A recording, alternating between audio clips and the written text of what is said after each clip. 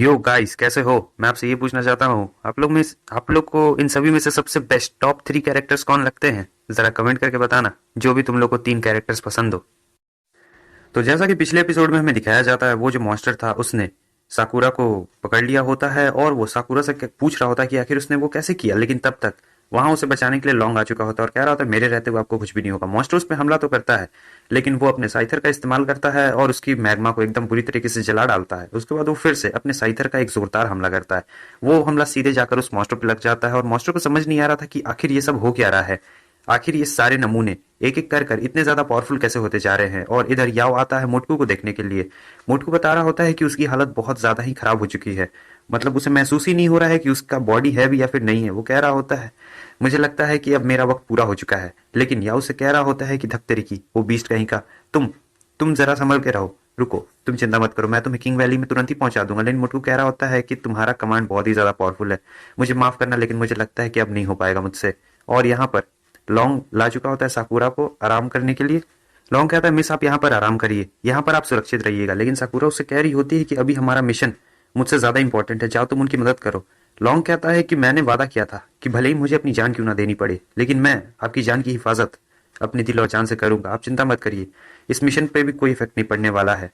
और फिर वो साकुरा को वहां पर आराम से लिटा देता है, अपनी पावर बढ़ाता है और साकुरा से कहता है कि रुकिएगा मिस, आप यहीं पर, मैं अभी आता हूँ उस मॉन्स्टर का काम तमाम करके। इधर हमें लायन को दिखाया जाता है जिसे अब इंतजार नहीं हो रहा था।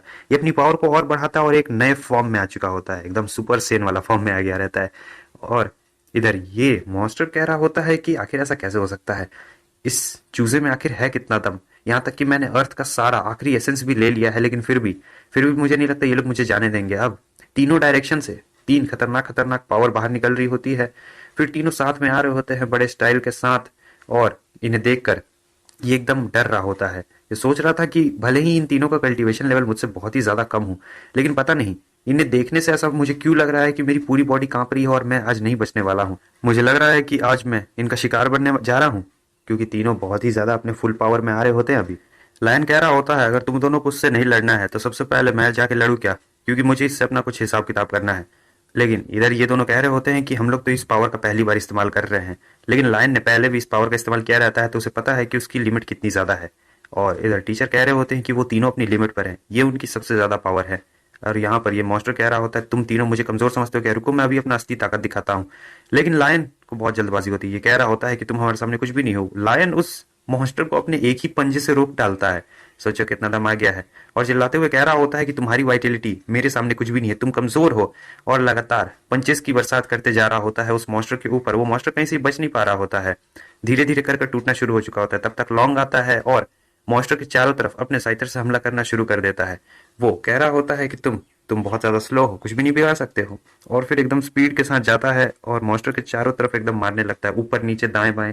मॉन्स्टर टूटने लगता है और कह रहा था तुम्हारा हीलिंग रेट बहुत ही ज्यादा स्लो है। मगर मॉन्स्टर कहता है उससे क्या हुआ, अगर मेरा हीलिंग रेट स्लो है तो मैं इतनी आसानी से तुम लोग के हाथों नहीं मरने वाला हूँ। मूटियन अकेले इस हमले का सामना कर रहा होता है, लेकिन दिक्कत की बात यह रहती है इसके लिए कि ये पहली बार इस टेक्निक का इस्तेमाल कर रहा होता है, इसलिए इसे थोड़ी बहुत प्रॉब्लम्स का सामना करना पड़ रहा होता है, क्योंकि ये अपनी पावर्स को कंट्रोल नहीं कर पा रहा होता है। लेकिन फिर भी मुंह हार नहीं मानता है, वो अपने पावर्स पर थोड़ा सा कॉन्सेंट्रेशन और बढ़ाता है। और फाइनली फाइनली उस हमले का एकदम प्योर फॉर्म, पूरा फॉर्म एकदम बाहर निकल चुका होता है और ये एक्सट्रैक्शन होता है एक तरीके के उसके फॉर्म का, जिसे देखने के बाद ये लोग कह रहे होते हैं वाह, मोटियन ने तो सचमुच कमाल कर दिया, ये तो बहुत ही अच्छी बात है। और डीन कह रही होती है ये हमला तो बिल्कुल उसी दिन जैसा हमला लग रहा है जिस दिन स्काई सिटी पे हमला हुआ था उस साल में। मैं इस पावर को अंडरस्टिमेट बिल्कुल भी नहीं कर सकती हूँ। वो साकुरा और मुटकू को कह रही होती है कि किसी सुरक्षित जगह पे चले जाओ, क्योंकि ये हमले में बहुत ज्यादा एक्सप्लोजन पावर का इस्तेमाल होता है। यहाँ पर ये मॉन्स्टर भी बहुत ज्यादा डर गया होता है, असल में ये छोटा सा फ्लेम इस पूरे मॉन्स्टर को कंट्रोल कर रहा था और कह रहा होता है मेरी सारी एनर्जी खत्म हो गई है और अगर तुमने मुझे उस हमले से हिट किया तो मैं मारा जाऊंगा बेवकूफ कहीं के। लेकिन यहाँ पर अब बात ऐसी हो चुकी होती कि ब्लैक एबियस का ही पावर धीरे धीरे कर खत्म हो रहा था। अभी तक ये हमला हुआ नहीं था, ये हमला एक तरीके से एनर्जी बॉल को क्रिएट कर रहा होता है। लेकिन अचानक से इसने जो वो हॉट स्प्रिंग के अंदर जो एनर्जी नहीं एब्जॉर्ब की थी, वो चीज इसकी पूरी बॉडी में अचानक से एनर्जी को ओवरफ्लो कर डालता है। और वो एनर्जी इतनी ज्यादा ओवरफ्लो हो चुकी होती है कि जिस एनर्जी की अभी तक इसे कमी महसूस हो रही थी, वो एनर्जी ओवरफ्लो होकर बहुत ही ज्यादा बन चुकी थी, इतनी ज्यादा बन चुकी थी कि अब ये इसके कंट्रोल से ही लगभग बाहर जा चुकी थी। वहां आसमान में ढेर सारे निडल्स आ चुके थे और मुंह मुंह अपनी स्वॉर्ड को करता भी नहीं है और वो निडल्स हमला करने लगते हैं सभी के ऊपर। लायन के ऊपर सबसे पहले करता है। वो कह रहा होता है बेवकूफ कहीं के, जरा अपने हमले को कंट्रोल करो। और यहाँ पर ये मॉन्स्टर जो होता है ये सोच रहा था कि ये बहुत अच्छा मौका है, मैं इस मौके का फायदा उठाकर यहाँ से भाग सकता हूँ, वरना अगर उस मेडिसिन लेडी ने मुझे पकड़ लिया तो वो तो मेरा कीमा बना डालेगी। वो हमला इतना ज्यादा आउट ऑफ कंट्रोल हो चुका था कि चारों तरफ वो हमला जा रहा होता है, हर डायरेक्शन में, और दूर से बहुत ज्यादा ग्लो भी कर रहा होता है। सभी लोग को ऐसा लग रहा होता है कि बीस्ट वहां पर बहुत भयंकर वाली तबाही मचा रहा होता है। उन लोग को ऐसा लग रहा था, सभी को लग रहा था कि ये बीस्ट का हमला है। और इधर ये लोग भी इस हमले को देखकर हैरान थे। ये जो बड़ा वाला बंदा होता है अपने बॉस से कह रहा होता है कि चलिए बॉस, मुझे लगता है कि अब वक्त आ चुका है, लेकिन उसका बॉस कहता है नहीं, वो वॉयलेंट हो चुका है बीस्ट, मुझे नहीं लगता इस हमले से मैं तुम सभी लोग को प्रोटेक्ट कर पाऊंगा, इसलिए अभी थोड़ा इंतजार करो। इधर डीन ने एकदम हालात काबू में रखा हुआ रहता है, वो अपनी आइस पावर से उन सारे हमलों को रोकते जा रही होती है। टीचर कहते हैं मुझे यकीन नहीं हो रहा है, आखिर वो इतना पावरफुल मूव कैसे चल सकता है, वो इसे कंट्रोल भी अच्छी तरीके से नहीं कर पा रहा है। इधर डीन के भी ऊपर प्रेशर बन रहा होता है, क्योंकि वो मूव सचमुच ताकतवर होता है। और वो कह रही होती है इधर हमें अकेला छोड़ दो, तुम सभी लोग को लेकर यहाँ से चले जाओ, मुझे उसे रोकना पड़ेगा। वो पावर्स को कंट्रोल नहीं कर रहा होता है, उसके हमले उस मॉन्स्टर के शेल के ऊपर जाकर लगते हैं उसके चिथड़े उड़ चुके होते हैं। असली मॉन्स्टर तो ये फायर होता है, इसी की तलाश इन लोगों को होती है।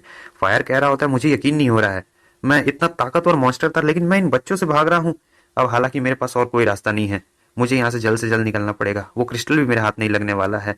और फिर इधर हमें दूर में एक क्रिस्टल दिखाया जाता है और हमला सीधे उसी की तरफ आगे बढ़ रहा होता है। मुंह को पता रहता है ये क्रिस्टल बहुत ज्यादा इंपॉर्टेंट है, अगर ये क्रिस्टल मुंह को मिल जाता है तो वो आराम से स्वॉर्ड की नींद खोल सकता है और फाइनली स्वॉर्ड को और भी ज्यादा पावरफुल बना सकता है। लेकिन मुंह अपनी पूरी जान लगा देता है ताकि वो हमला उस क्रिस्टल पे ना लगे। वो डायरेक्शन ही चेंज कर डालता है, हवा में भेज देता है सारे हमलों को। सारे हमले हवा में जाते हैं, बादल से टकराते हैं, पूरा बिजली कड़कने लगता है एकदम जोरदार वाला। और फिर आखिर में फाइनली जितना भी हमला था सारा एनर्जी इसने खत्म कर दिया होता है। अब ये स्वॉर्ड को जगा सकता है, मतलब उसकी पूरी पावर अब वापस आ जाएगी। स्वॉर्ड को जिस भी चीज की, जिस भी मेडिसिन की जरूरत थी सब मिल जाएगा। इसे देखकर डीन हैरान होती है और कह रही होती है सच में इसने कर दिखाया। डीन तुरंत ही टीचर को कहती है तुम्हें पता ना क्या करना है। टीचर कहते हैं हाँ। वो सीधा मुंह के पास जाते उसे देखने के लिए और सोच रहे होते हैं चलो ये बिल्कुल सुरक्षित है, इसे कुछ हुआ नहीं है। भले ही ये पावर्स को कंट्रोल नहीं कर पाया लेकिन फिर भी इसने डायरेक्शन तो चेंज कर दिया हमले का। अगर ये नॉर्मल इंसान होता तो अभी तक तो इसकी हड्डियों का चूरमा बन चुका होता। लेकिन तकलीफ तो बहुत ज्यादा ही हो रही होती है, इसे बोल ही नहीं पा रहा होता है। डीन कहती है कि बस अब हमारा काम यहाँ का खत्म हो चुका है। अब अगली सुबह का हमें सीन दिखाया जाता है जहां पर हमें उस फायर को दिखाया जाता है। कह रहा होता है ये सुगंध कहीं जानी पहचानी लग रही है। अरे हाँ, अब मुझे याद आया, मुझे तो उस आइस लेडी ने पकड़ लिया था पिछले रात, लगता है मैं मेडिसिन किंग वैली में वापस आ चुका हूँ। ग्रीनी भी यहाँ पर आ चुकी होती है और कह रही होती है तुम्हें पता है तुम्हें ढूंढने में मुझे कितनी ज्यादा दिक्कतों का सामना करना पड़ा। उसे देखकर वो फायर बहुत ज्यादा डर जाता है। कह रहा होता है मास्टर मैं तो एक अच्छा फायर हूँ, वैसे मास्टर आपको नहीं लगता है कुछ गलत फहमी हो गई है। अब इसके आगे फायर के साथ क्या होगा दोस्तों, आपको क्या लगता है जरा कमेंट करके बताना। तो और बस हमारा ये एपिसोड यहीं पे खत्म होता है। अगर वीडियो अच्छी लगी लाइक कर दे, चैनल पर नहीं सब्सक्राइब करते। यहाँ तक वीडियो देखने के लिए आप सभी लोग का बहुत बहुत शुक्रिया। तो फिर मिलते हैं नेक्स्ट एपिसोड में, तब तक के लिए बाय।